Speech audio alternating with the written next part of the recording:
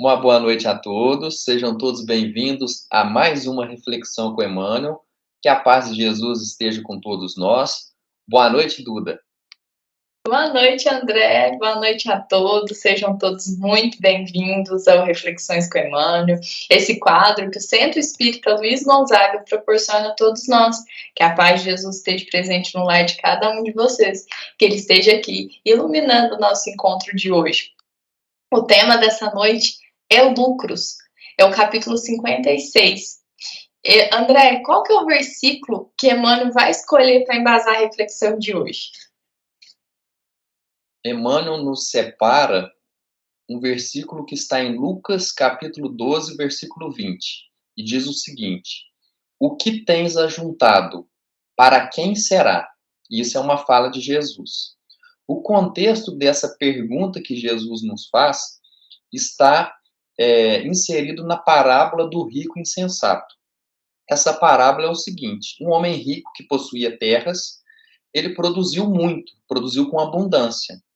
Porém, ele não sabia como que ele ia recolher tantos frutos para poder armazenar. E ele então pensa: não, eu vou destruir o meu celeiro, construir um outro maior e colocar todos os meus bens. E aí depois eu vou dizer assim para minha alma: alma, tem muitos bens armazenados para muitos anos. Repousa, come, bebe e aproveita. E aí Deus diz assim para ele: insensato, nesta noite requisitam tua alma de ti, e o que preparastes, para quem será? Então ele tá dizendo o seguinte: você está preocupado com os bens materiais, com coisas externas, mas e se a sua vida for tirada nesse momento? O que que você fez pelo outro? O que que você fez para você mesmo para se melhorar? Duda, qual que é a reflexão que o Emmanuel vai trazer para nós hoje? Bom, André, o Mano vai trazer sobre esse tema, né, de hoje, lucros. E lendo esse capítulo, eu fiquei refletindo, pensando, nossa, ele foi escrito, né, a primeira edição desse livro foi em 1949, mas como é atual. E ele vai trazer sobre esse desejo de amontoar, de juntar riquezas, que está presente em todos, mas também das criancinhas, às vezes muito pequeno. A criança ainda nem saiu da primeira infância, já está sonhando com riquezas, né? E eu falei, nossa, como isso é atual, parece que foi escrito hoje, porque nós estamos vendo isso cada vez maior, né? Às vezes as crianças às vezes estão preocupadas com o que vai brincar, com a brincadeira, como vai se divertir, já tem pensado em como vai se tornar milionário, quando é que vai conseguir ganhar grandes fortunas. Então não era algo às vezes comum entre as crianças, mas tem sido cada vez mais frequente, infelizmente, né? E ele nos põe aqui a refletir sobre esse desejo, essa vontade que as pessoas têm tido realmente, né, de se tornar rico, de amontoar grandes conquistas. E ele fala o seguinte, né, uma frase que eu tirei aqui, ó: o espírito de lucro alcança os setores mais singelos, porque tem invadido realmente um lugar que não é muito comum, né, não é muito esperado. E aí ele deixa essa pergunta, né, que vai ficar para todo mundo, ele deixa lá: que trouxeste? Essa pergunta sempre vai ficar no coração daquele que chegar lá do outro lado após ter reunido grandes riquezas, né? O que que trouxe? Ninguém trouxe nada, porque nenhuma dessas coisas materiais vão poder ser levadas para lá. Para quem que vai ficar, como diz aí a parábola? E se você for requisitado hoje, o que que você vai levar daqui, né? E essa resposta muitas vezes se mantém as mesmas, né? Porque acaba que as pessoas focaram, né, em estar juntando riquezas, grandes fortunas, muitas vezes não tem preocupado com a alma. Mas é importante a gente pensar aqui também que não só questões de milionários, às vezes também aquela preocupação muito excessiva com o trabalho, que tem às vezes assolado o coração de muitos de nós, né? Realmente o trabalho, hoje a vida corrida que nós temos levado tem realmente nos distanciado um pouco aí desse momento onde a gente deveria estar dedicando parte da nossa vida, né? Pensar na nossa evolução espiritual, dedicando parte da nossa vida, da nossa encarnação para esse aprimoramento, né?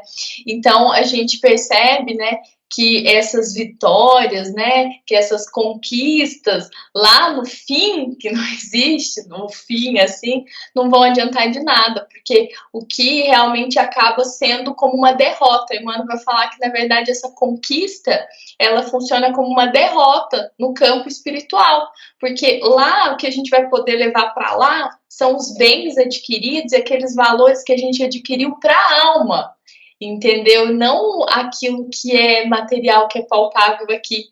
E é isso que se espera lá. O que trouxeste? Isso que trouxeste da sua alma, não do material. E ele tem realmente tomado cada vez mais o nosso tempo, né? Tem realmente sido o foco principal e às vezes ocupando 100% do tempo, né? O importante é ressaltar aqui que o trabalho é essencial, o dinheiro também é essencial, mas a gente está falando aqui sempre de ponderações, né? De dedicar parte do seu tempo realmente para o espírito, né? Para nossa alma, para nossa grande evolução que importa, né? Juntar as riquezas da alma. André, o que você traz para nós hoje de história que possa ilustrar, complementar a nossa reflexão aqui de hoje? Hoje eu encontrei nesse livro aqui, ó, o livro da Esperança, que é da parceria de Emmanuel com Chico, o que você acabou de dizer a respeito da importância, do valor que o dinheiro tem.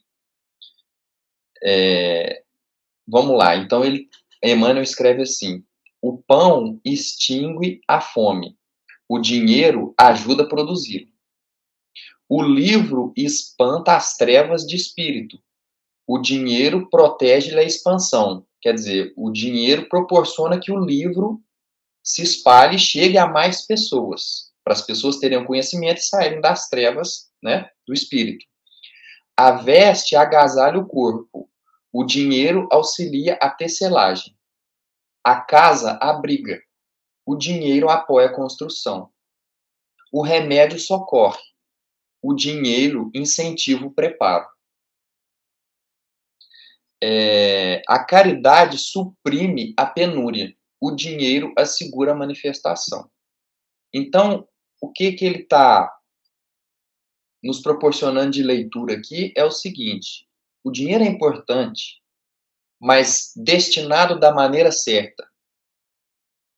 E aí ele conclui dizendo: dinheiro na estrutura social é comparável ao sangue no mundo orgânico. Circulando garante a vida e parado acelera a morte. Então aquele dinheiro que é acumulado para poder ficar parado, ele não está beneficiando ninguém. Nem quem tem o dinheiro está sendo beneficiado, porque o dinheiro está parado, não está gerando emprego, não está tirando pessoas do desemprego, não está alimentando pessoas.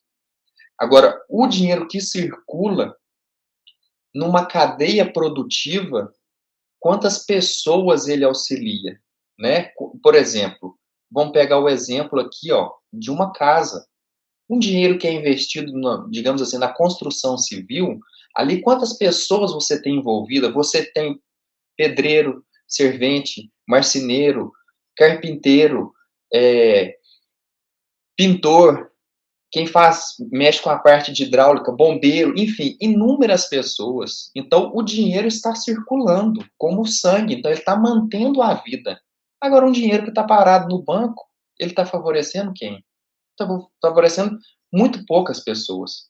Então, esse ensinamento de Emmanuel aqui, e lembrando da nossa reflexão passada, que falamos sobre as varas da videira, e a importância que o coletivo tem para se formar um fruto, aqui também com o dinheiro pode gerar frutos, não apenas lucros, porque o lucro fica apenas para aquele que possui o dinheiro. Agora, os frutos que podem gerar desse dinheiro auxilia muitas pessoas. Então, essa é a reflexão que Emmanuel também, né? Outro exemplo de Emmanuel e outro livro de Emmanuel com Chico, que nos traz da importância do dinheiro. mas mais importante do que o dinheiro é a destinação que se faz dele, como utilizá-lo. Duda, qual que é o trecho que você selecionou para nós hoje?